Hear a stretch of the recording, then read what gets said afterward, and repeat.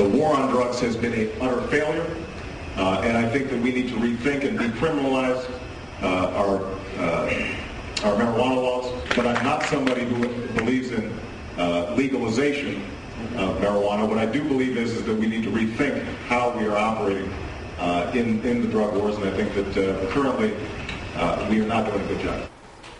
That was then State Senator, monochrome shirt and tie wearing Barack Obama at a debate during his 2004 run for the United States Senate.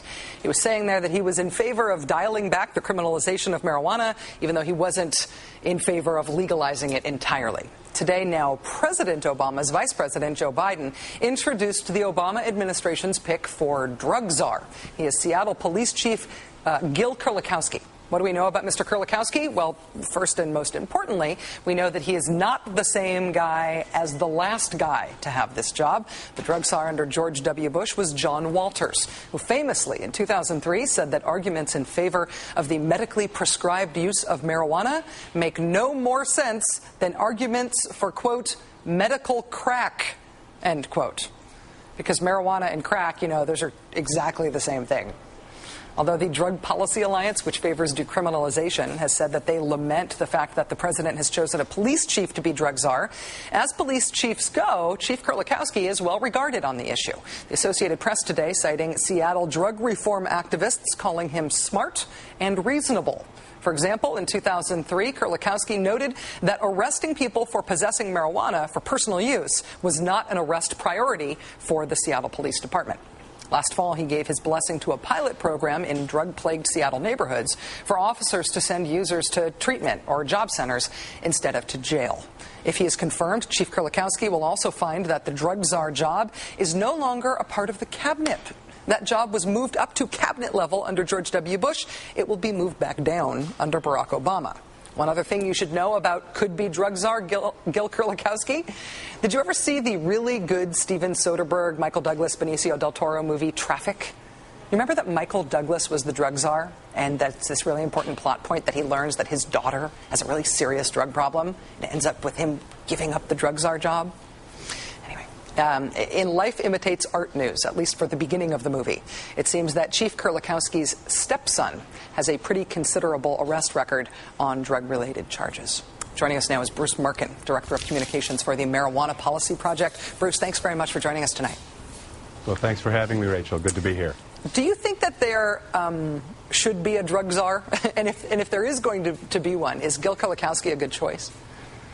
Well, I think, frankly, a lot of us wonder if there should be a drug czar, and in the best of all possible worlds, we'd probably like to see it be a public health person. But that said, I think there's reason for cautious optimism here.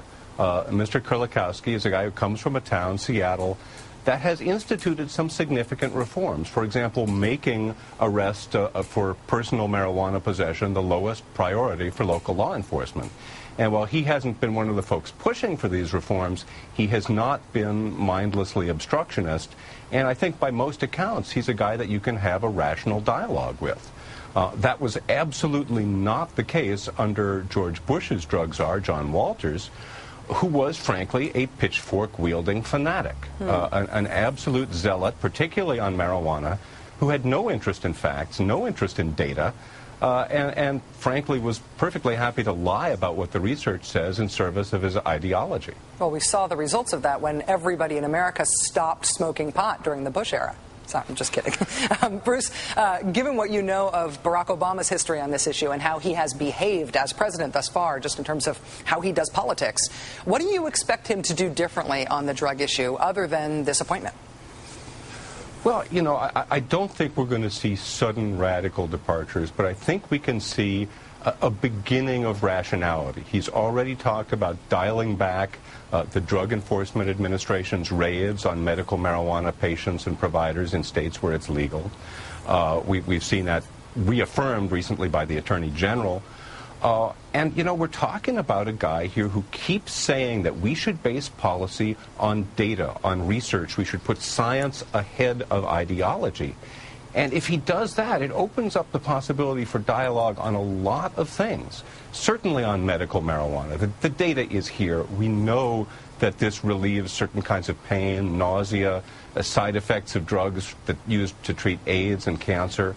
And we should just stop being irrational about it and deal with the science, and maybe we can begin to do that. Bruce, beyond the medical marijuana issue, on the full legalization argument, some folks are starting to make an economic argument that the economic stimulus that booze sales and booze taxes contributed at the end of Prohibition might be duplicated now with the end of the prohibition on marijuana, that it could actually be some sort of economic boon in terms of its taxation and regulation. Do you think that's a useful argument?